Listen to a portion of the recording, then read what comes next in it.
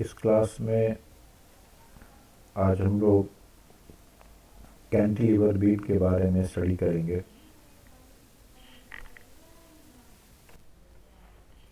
जैसा कि इस टाइप का स्ट्रक्चर तुम लोगों ने घरों में देखा होगा,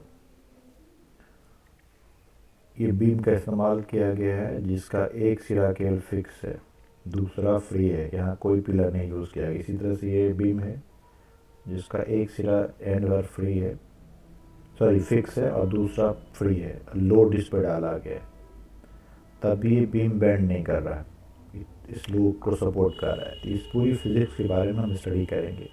फिर हम देखेंगे कि जो बीम है, एक हॉरिजॉन्टल बीम जिसका एक सिरा फिक्स होता है, दूसरा एंड पे लोड डाला जाता है, इसको कैंटिलीवर कहा जाता है। और कैंटिलीवर के दूसरे एंड पे जो हम लोड डालते हैं, इस लोड के कारण जो टॉर्क डेवलप होता है वह इस बीम को बेंड करने की कोशिश करता है। लेकिन इलास्टिक प्रॉपर्टी के कारण ये अपोजिट डायरेक्शन में एक रिस्टोरिंग कपल डेवलप होता है। और ये रिस्टोरिंग कपल डेवलप होता है, इसका एक्सप्रेशन पहली क्लास में हम लोग पढ़ चुके हो। और ये रिस्टोरिंग कपल इस बीम के यंग्स मॉडुलस, इसकी लेंथ और इसके क्रॉस सेक्शन के ज्योमेट्रिकल इनर्शिया पे डिपेंड करता है। एक इक्विलिब्रियम की स्थिति में ये अप्लाइड टॉर्क लोड के कारण और रिस्टोरिंग टॉर्क दोनों इक्वल होते हैं। ये कैंटिलीवर है और एल लेंथ का इसकी लंबाई है। ये एंड जो है इसका फिक्स है, सीमेंटेड है। दूसरा एंड पे एक लोड एम मास को हैंग कराया गया, दैट इज लोड जो है एम जी लोड उस पर एक्ट कर रहा है। तो जब हम लोड डालेंगे तो नेचुरली इसमें बेंडिंग होगी। इस तरह से बेंडिंग को दिखाया गया है। ये बीच में ई एफ है डैश लाइन, ये उसका न्यूट्रल सरफेस है। याद रखना कि पहले बताया गया है कि जब बीम बेंड करता है तो न्यूट्रल सरफेस के ऊपर के जितने भी लेयर्स होते हैं उनके जो फिलामेंट्स होते हैं उसकी लंबाई बढ़ती है, और उसके नीचे के जो फिलामेंट्स होते हैं उसकी लंबाई में कमी आती है। लेकिन न्यूट्रल सरफेस के जितने भी फिलामेंट्स होते हैं उनकी लेंथ में कोई चेंज नहीं आता। और जब ये वेट लटका के हैंग कराया गया तो ये इसके फ्री एंड पे, जिस एंड पे वेट हैंग कर रहा है, उसका जो डिप्रेशन, अवनमन जिसको कहते हैं, ये जो मैक्सिमम डिप्रेशन है वो डेल्टा है। नेचुरली इस फिक्स एंड पे कोई डिप्रेशन नहीं होगा, यह फिक्स एंड ऑलमोस्ट हॉरिजॉन्टल होगा। हम यहाँ से इस कैंटिलीवर का एक क्रॉस सेक्शन कंसिडर करते हैं एक्स डिस्टेंस पे, और इस क्रॉस सेक्शन के अबाउट जो टॉर्क होगा इस वेट के कारण वो क्या होगा, फोर्स W इंटू जो परपेंडिकुलर डिस्टेंस है। ये डिस्टेंस कितना है, L माइनस एक्स। इस क्रॉस सेक्शन का फोर्स के एंड से डिस्टेंस क्या है, L माइनस एक्स। तो ये हुआ, ये डिपेंड कर रहा है basically moment due to wait.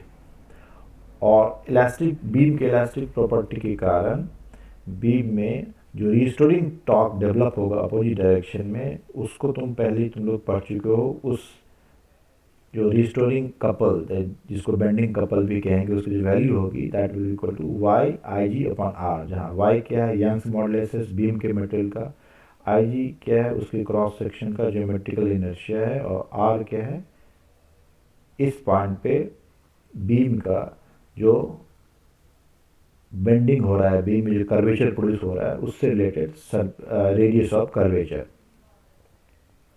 तो इस तरह से याद रखना है कि इसमें ये वाई यंग्स मॉडुलस है,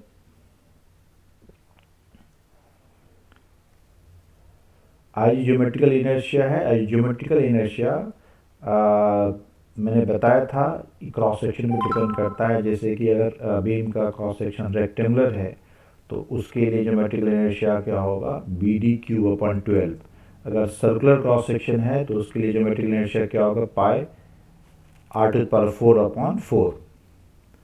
और ये आर रेडियस ऑफ कर्वेचर है at point P cross section का। इक्विलिब्रियम की कंडीशन में जो रिस्टोरिंग टॉर्क है ये लोड के कारण टॉर्क के इक्वल होगा, जिसको हम इक्वल कराएंगे। यहाँ जो आज रेडियस ऑफ कर्वेचर निकालने का तरीका, ये मैथमेटिक्स में तुम लोग पढ़ चुके हो या पढ़ोगे कि रेडियस ऑफ किसी भी फंक्शन का, किसी भी जैसे कि यहाँ इस पॉइंट पे, यहाँ से देखो इसकी कोऑर्डिनेट क्या है एक्स वाई, तो किसी भी कर्व के एक्स वाई कोऑर्डिनेट पे जो कर्वेचर होती है उसका एक्सप्रेशन होता है 1/r d2y/dx² अपॉन 1 + dy/dx²। ये एक्सप्रेशन है। और यहाँ 1/r को कर्वेचर कहा जाता है। r क्या है? Radius of curvature. इस केस में जो dy/dx है ये बेसिकली ये स्लोप को डिपेंड कर रहा है बीम का। जितना बीम में बेंडिंग होगी dy/dx की वैल्यू उतनी ज़्यादा होगी। एक्चुअली जब हम लोड डालते हैं तो बीम में जो बेंडिंग होती है वो बहुत ही कम होती है, और इस कारण जो dy/dx जिसकी स्लोप की जो वैल्यू होती है जनरली 1 से कम होती है। तो इसका स्क्वायर जो है इसको हम इसलिए नेगलेक्ट कर सकते हैं। तो इस कारण जो हमारा कर्वेचर का जो एक्सप्रेशन होगा 1/r that will equal to d2y/dx²। तो एक बार जब ये एक्सप्रेशन आ गया तो हम फर्स्ट इक्वेशन में इसको सब्स्टिट्यूट करेंगे 1/r को। तो यहाँ से हम देखेंगे कि ये जो इक्वेशन है हमारा y d2y/dx² will be w l - x, और नेक्स्ट इसको हम सिंप्लीफाई करेंगे तो d2y/dx² this will equal to equation second आ गया। अब हमें निकालना क्या है कि बीम के फिक्स एंड से x डिस्टेंस पे जो डिप्रेशन है y उसकी वैल्यू निकालना, उसका एक्सप्रेशन निकालना है। तो इसके लिए हम इस इक्वेशन सेकेंड को इंटीग्रेट करेंगे x के रिस्पेक्ट में।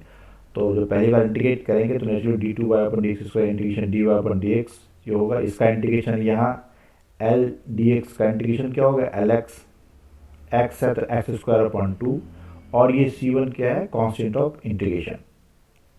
और c1 की वैल्यू हम जो गिवन कंडीशन है उससे निकाल लेंगे, क्योंकि हमको पहले से पता है कि जो बीम का जो फिक्स सिरा है, जो फिक्स एंड है कैंटिलीवर का, उस पे ना तो कोई डिप्रेशन होगा ना ही कोई स्लोप बनेगी, वो ऑलमोस्ट हॉरिजॉन्टल होता है। इस कारण जो dy/dx होगा एट x = 0 वो क्या होगा 0 होगा। तो एट x यहाँ x को 0 पुट करके और dy/dx को 0 कर देंगे तो यहाँ से जो c1 की वैल्यू क्या आएगी 0 आएगी। तो इसका मतलब जो इंटीग्रेशन कांस्टेंट है c1 ये हमारा 0 है। तो फाइनल dy/dx का जो एक्सप्रेशन आएगा वो आ गया wy I × lx - x²/2। अब ये क्वेश्चन 3 को एक बार फिर से हम x के रिस्पेक्ट में डिफरेंशिएट कर रहे हैं। आप दोबारा डिफरेंशिएट करेंगे तो ये dy/dx ये आ गया y, इसका इंटीग्रेशन करेंगे तो y, और दिस विल बी lx का इंटीग्रेशन हो गया x में lx²/2, x² का हो जाएगा x³/3, तो ये पहले से 2 था तो आगे x³/6, और प्लस फिर यहाँ एक कांस्टेंट ऑफ इंटीग्रेशन आ गया। तो इसकी वैल्यू हम निकाल लेंगे क्योंकि हमारे पास जो कंडीशन है कि फिक्स एंड पे that is at x = 0 beam का डिप्रेशन 0 है तो y 0 है। तो यहाँ इस अगेन यहाँ x की वैल्यू 0 पुट कर देंगे, y को 0 पुट कर देंगे, यहाँ से c2 की वैल्यू 0 आएगी। और इस तरह से सेकेंड जो इंटीग्रेशन कांस्टेंट है हमारा ये भी 0 है। और फाइनली हमारा जो इक्वेशन है वो ये आ गया y = w Y I × lx²/2 - x³/6। तो यहाँ ये y क्या रिप्रेजेंट कर रहा है? y रिप्रेजेंट कर रहा है बीम कैंटिलीवर के फिक्स एंड से x डिस्टेंस पे जो क्रॉस सेक्शन p है उसका डिप्रेशन। अब हमें फ्री एंड का डिप्रेशन निकालना है। हमें पता है कि जो अंतिम सिरा है जहाँ लोड लटका है उसका मैक्सिमम जो वहाँ डिप्रेशन मैक्सिमम होगा और उसकी वैल्यू हमने डेल्टा माना है। तो इस डेल्टा को निकालने के लिए हम क्या करेंगे, जो एल एक्स है, एक्स के जगह हम क्या पुट कर देंगे, एल पुट कर देंगे, क्योंकि जो फ्री एंड है वो दूसरी तरफ है, तो वह उसकी फिक्स एंड से दूरी क्या है, एल है। जब इस एक्सप्रेशन में हम x के बदले में l पुट कर देंगे तो हमारा जो फाइनल एक्सप्रेशन आएगा दैट इज WL3/3y।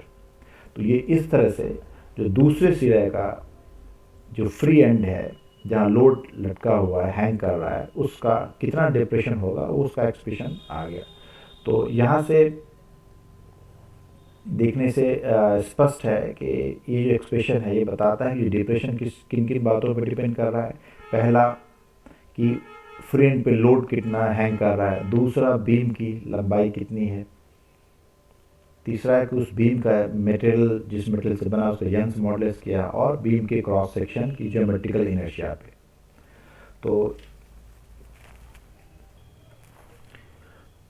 तो यह इससे रिलेटेड क्वेश्चन आ सकता है एग्जाम में कि जो कैंटिलीवर के सेकेंड एंड पे वेट W हैंग कर रहा है, M मास हैंग कर रहा है, तो उसके मिड पॉइंट पे कितना डिप्रेशन होगा। तो जब मिड पॉइंट की बात आएगी तो हम यहाँ x के, ये जो एक्सप्रेशन है हमारा यहाँ x के जगह L/2 पुट कर देंगे, और जब हम L/2 पुट करेंगे तो ये जो डेल्टा का एक्सप्रेशन आएगा वो मिड पॉइंट का डिप्रेशन को रिप्रेजेंट करेगा। हम इस यूनिट का दूसरा पार्ट स्टडी करेंगे कि beam supported eight two ends and loaded in the middle.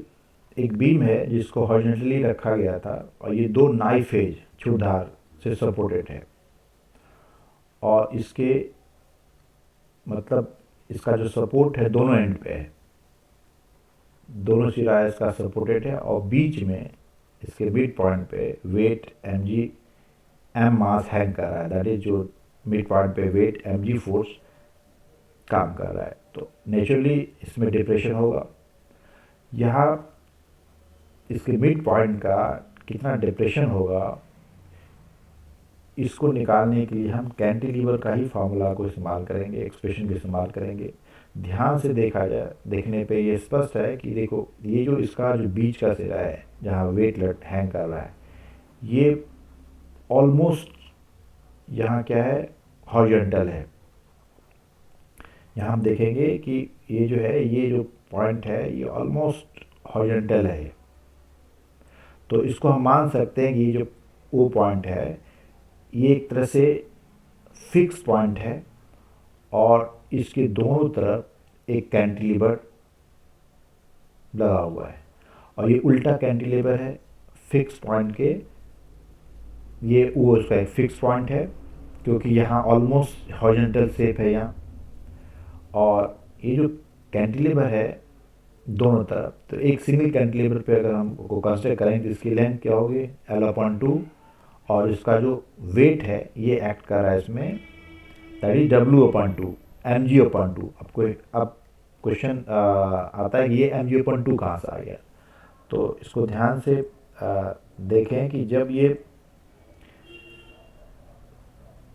Beam इस एंड पे सपोर्टेड है, दो एंड पे, तो और नीचे की तरफ फोर्स लग रहा है mg, तो न्यूटन के थर्ड लॉ से के अकॉर्डिंगली अपोजिट डायरेक्शन में भी क्या होगा, दोनों सपोर्ट के ऊपर W force, reaction force act करेगा। क्योंकि यहाँ सपोर्ट दो है तो ये रिएक्शन फोर्स दोनों में इक्वली डिस्ट्रीब्यूट हो जाएगा, तो एक पे रिएक्शन फोर्स क्या हो गया, mg/2, दूसरे पे भी mg/2।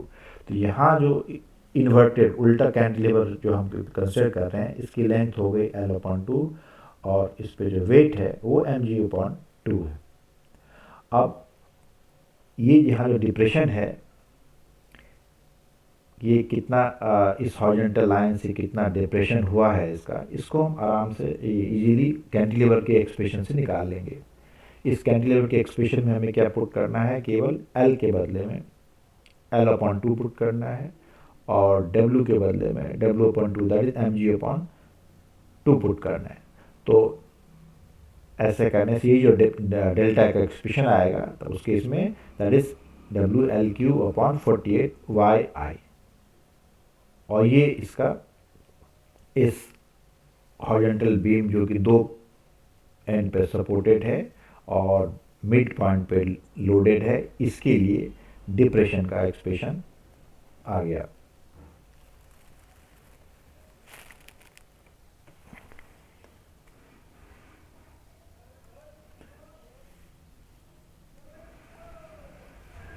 तो ये जो बीम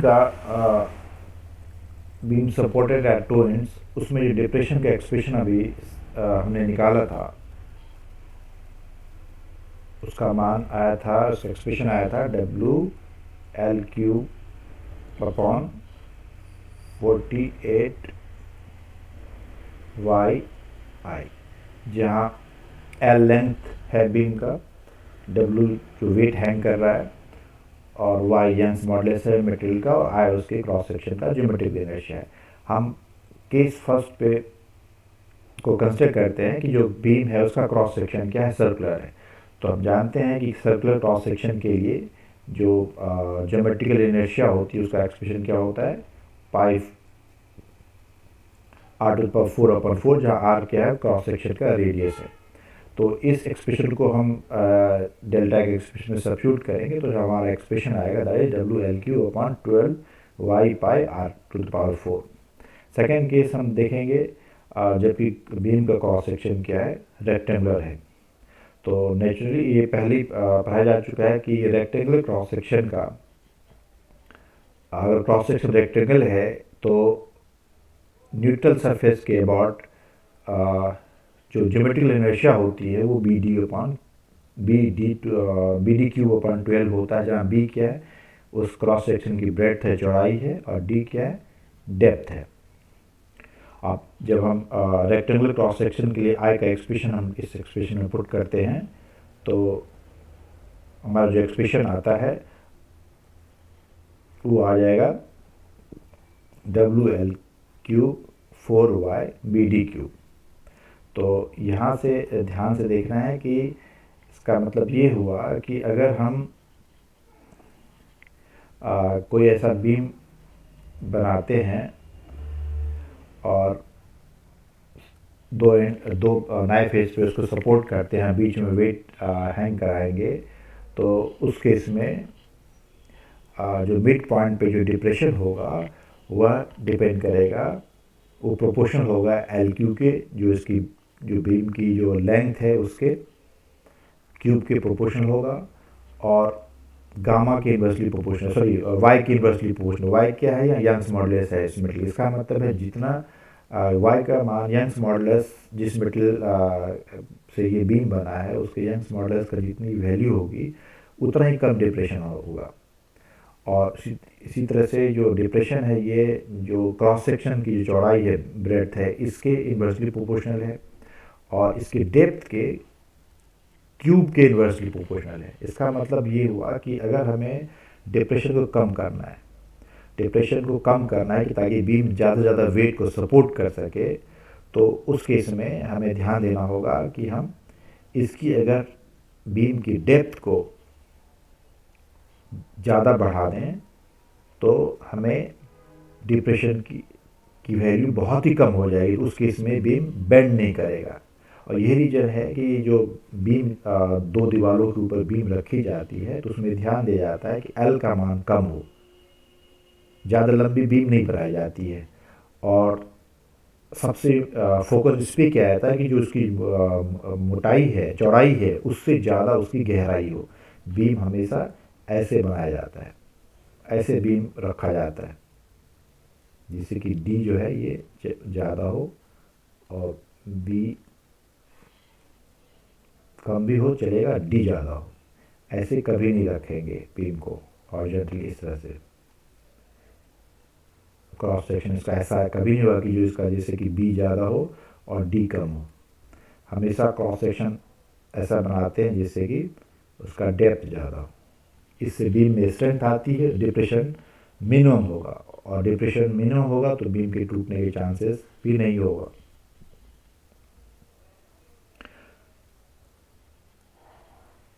अब इसी पे बेस्ड है कि जो घरों में जो गर्डर का इस्तेमाल किया जाता है छत को सपोर्ट करने के लिए, ये गर्डर पे ध्यान दिए होगे कि ये गर्डर की जो शेप होती है आई के शेप में होती है। आखिर क्यों? तो इसका जो लॉजिक है ये है कि ये जो क्रॉस सेक्शन है, जो गर्डर की क्रॉस सेक्शन जो हमने बनाया है यहाँ, तो ध्यान दो ये क्रॉस सेक्शन पे जब गर्डर के ऊपर लोड डाला जाएगा तो इसके जितने भी लेयर्स हैं सब पे क्या होगा, स्ट्रेन पैदा होगा। और पहले ही बताया जा चुका है कि जो न्यूट्रल सरफेस, ये बीच का जो सरफेस यहाँ क्या है, ये न्यूट्रल सरफेस है। न्यूट्रल सरफेस के ऊपर की जितने भी सरफेस है उसके फिलामेंट की लंबाई में क्या होगी, वृद्धि होगी, और उसके नीचे की जो फिलामेंट्स है उसकी लंबाई में कमी आएगी। लेकिन न्यूट्रल सरफेस पे जितने भी फिलामेंट्स हैं उसकी लेंथ में ना इंक्रीज होगा ना डिक्रीज होगा। तो इस तरह से जब हम एक बीम के ऊपर लोड डालेंगे तो जो जितने भी फिलामेंट्स हैं ऊपर के उस पे एक्सटेंशन होगा, उसकी लेंथ में बढ़ने के चांस होंगे, लेंथ बढ़ेगी। और नीचे की न्यूट्रल सरफेस के नीचे के फिलामेंट पे क्या होगा, कंप्रेशन फोर्स एक्ट करेगा जिससे उसकी लंबाई कम होने लगेगी। तो नेचुरली जब अगर एक्सटेंशन और कंप्रेशन फोर्स लगना है ऊपर और नीचे तो टूटने के चांसेस यहाँ क्या होंगे, ज़्यादा होंगे। इस कारण यहाँ मटेरियल क्या होता है, सफिशिएंट मटेरियल डाला जाता है, क्योंकि ऊपर और नीचे दोनों जगह एक्सटेंशन और या तो एक्सटेंशन या कंप्रेशन, यहाँ एक्सटेंशन फोर्स काम करेगा हर फिलामेंट पे, यहाँ कंप्रेशन फोर्स काम करेगा। लेकिन बीच में सेंटर में क्योंकि न्यूट्रल सरफेस के आसपास की जितनी भी लेयर हैं उसके ऊपर कंप्रेशन या एक्सटेंशन या तो जीरो होता है या नेग्लिजिबल होता है। तो इस कारण यहाँ हम क्या करते हैं, यहाँ इस बीच के एंड को और पतला करके मटेरियल को बचा लेते हैं। जो मेटल या आयरन या स्टील का इस्तेमाल होता है उसको हम इतना पोर्शन का मटेरियल हमारे पास बच जाता है। और स्ट्रेंथ उतनी रहती है क्योंकि याद रखना कि जो इसके न्यूट्रल सरफेस के ऊपर के ही जो फिलामेंट्स है उस पर स्ट्रेस फोर्स काम करेगा, एक्सटेंशन या कॉम्प्रेशन, और बीच की जो लेयर्स है वो सुरक्षित होते हैं, सेफ होते हैं। इसलिए यहाँ हम मेटल का कम इस्तेमाल करते हैं और मेटल की बचत होती है और स्ट्रेंथ उतनी ही रहती है।